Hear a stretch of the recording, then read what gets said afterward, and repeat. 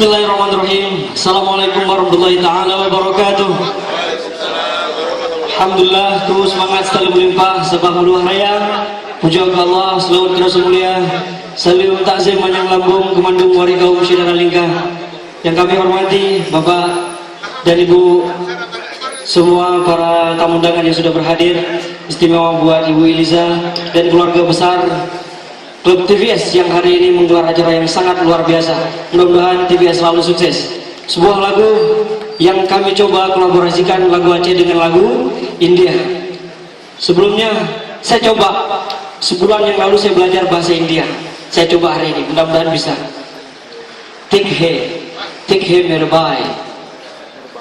Apuje ajigana umet tafrih karena